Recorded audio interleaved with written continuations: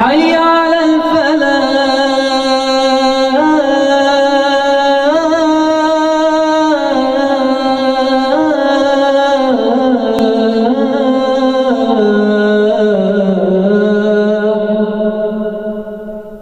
توبہ کی فضیلت بیان کرنے والے ہیں حسان محمد زاہد۔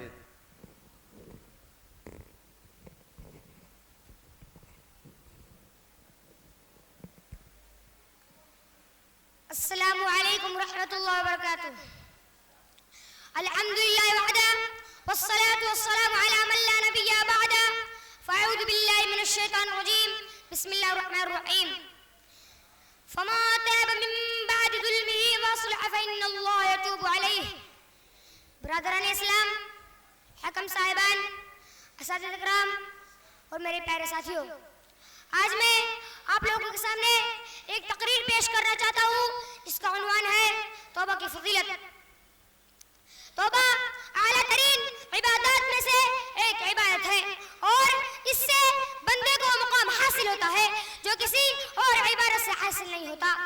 توبہ سفر آخرت کے لیے زیادہ راہ ہے اور قیامت کے دن جس کو کامیابی ہوگی وہ توبہ ہی کی کامیابی ہوگی، کیونکہ توبہ کرنے سے گناہ نیکی میں بدل جاتے ہیں، جیسا کہ اللہ رب العالمین ارشاد فرماتا ہے إِلَّا مَا تَابَ وَآمَنَ وَعَمِلَ عَمَلًا صَالِحًا فَأُولَئِكَ يُبَدِّلُ اللَّهُ سَيِّئَاتِهِمْ حَسَنَاتٍ۔ مگر وہ توبہ کرے اور ایمان لے اور نیک کام کرے تو ایسے لوگوں کے گناہوں کو اللہ تعالیٰ نیکیوں میں بدل دیتا ہے۔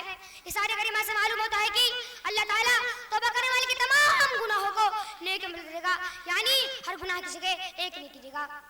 توبہ کا مطلب یہ نہیں کہ صرف زبان سے توبہ کا الفاظ ادا کر لو اور انہیں بار بار دہراتے رہو، بلکہ توبہ کا مطلب یہ ہے کہ گناہوں اور غلطیوں پر شرمندگی محسوس کرو، گناہوں کو بالکل چھوڑ دو، دوبارہ کبھی چھوٹا یا بڑا گناہ نہ کرنے کا پختہ ارادہ کر لو اور گناہ چھوڑ کر نیک اعمال کرنے لگو، یہاں تک کہ توبہ کے بعد آپ کی حالت پہلے سے بہتر ہو جائے، جیسا کہ اللہ رب العالمین ارشاد فرماتا ہے فَمَا تَابَ مِن بَعْدِ ظُلْمِهِ وَأَصْلَحَ فَإِنَّ اللَّهَ يَتُوبُ عَلَيْهِ۔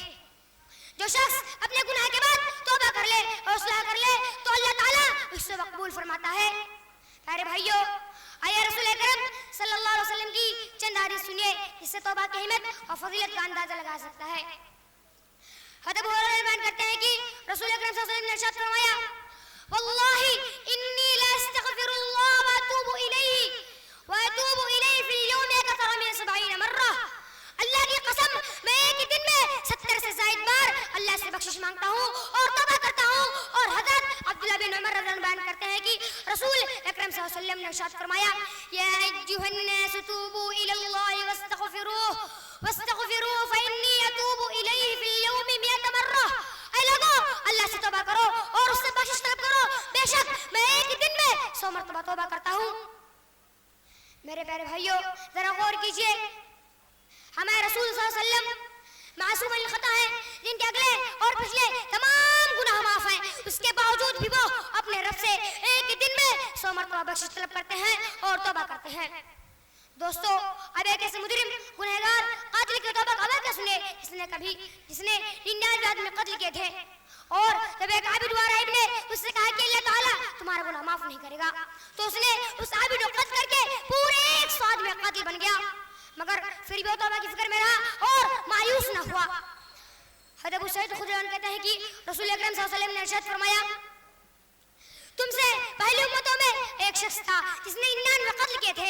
ایک دن اس نے دنیا کے سب سے بڑے عالم کے بارے میں پوچھا، اسے ایک راہب کا پتہ بتا دیا گیا، وہ اس کی خدمت میں حاضر ہوا اور اپنا معذرہ بیان کرتے ہوئے کہا میں نے 99 آدمی قتل کیے ہیں، کیا میری توبہ قبول ہو سکتی ہے؟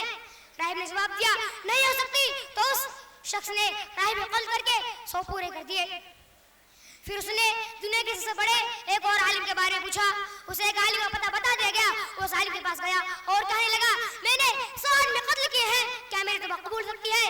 اس نے کہا یقیناً ہو سکتی ہے، تمہارے اور تمہاری توبہ کے درمیان رکاوٹ کیا ہے؟ فلاں علاقے میں چلے جاؤ، وہاں کے لوگ بڑے عبادت گزار ہیں، تم بھی ان کے ساتھ عبادت میں مشغول ہو جاؤ اور اب اپنے علاقے میں واپس مت آنا کیونکہ یہ بڑا برا علاقہ ہے۔ چنانچہ وہ قاتل اس علاقے سے چل پڑا۔ اب یہ آدھا راستہ طے ہی کیا تھا کہ اسے موت آ گئی۔ رحمت اور عذاب کے فرشتوں کے درمیان اس کے بارے میں جھگڑا ہو گیا. رحمت کے فرشتے کہنے لگے یہ توبہ کر کے اللہ کی طرف سچے دل سے متوجہ ہو کر آ رہا تھا, اس لیے رحمت کا مستحق ہے. عذاب کے فرشتے کہنے لگے اس نے کبھی کوئی اچھا کام نہیں کیا, اس لیے یہ عذاب کا حقدار ہے. ایک فرشتہ انسانی شکل میں ان کے پاس آیا تو رحمت اور عذاب کے فرشتوں نے اسے اپنا قاضی بنا لیا. اس نے فیصلہ کیا کہ دونوں طرف کے علاقے کو ناپ لو, یہ جس علاقے کے قریب ہوگا اس طرف کے فرشتے اسے لے جائیں. انہوں نے زمین کی پیمائش کی تو اسے اس کی چاہت والے علاقے کے قریب پایا. چنانچہ رحمت کے فرشتوں نے اسے اپنے قبضے میں لے لیا. صحیح مسلم کی روایت میں آتا ہے کہ اللہ تعالیٰ نے بری بستی کی زمین کو حکم دیا دور ہو جا, اور نیک بستی کی زمین کو حکم دیا قریب ہو جا. یوں وہ نیک بستی کی طرف ایک پالش قریب ہو جاتا ہے. چنانچہ اسے نیک لوگوں میں شمار کر لیا گیا. پیارے بھائیو ذرا غور کیجئے, یہ کتنا عجیب اور سبق آموز واقعہ ہے. یہ شخص 100 افراد قاتل کا اتنا بڑا گناہ اور جرم کرنے کے بعد حد درجہ شرمندہ ہوا اور سچی توبہ کی تو اللہ رب العالمین نے اسے اپنے رحمت سے نواز دیا اور اسے خوش نصیبوں میں شامل کر دیا. اب آخر میں اللہ رب العالمین سے دعا ہے کہ ہمیں توبہ کی فضیلت کو سمجھنے اور سچی توبہ کرنے کی توفیق عطا فرما. آمین. وآخر دعوانا الحمدللہ رب العالمین. اب میں ایک شاعر کے ساتھ اپنی بات ختم کرنا چاہتا ہوں. ایک بار خطا ہو جائے اگر 100 بار ادب سے توبہ کر. ایک بار خطا ہو جائے اگر 100 بار ادب سے توبہ کر. ایک عشق یہاں کا بہتر ہے, وہاں رونے کا عالم کیا ہوگا. السلام علیکم ورحمۃ اللہ وبرکاتہ.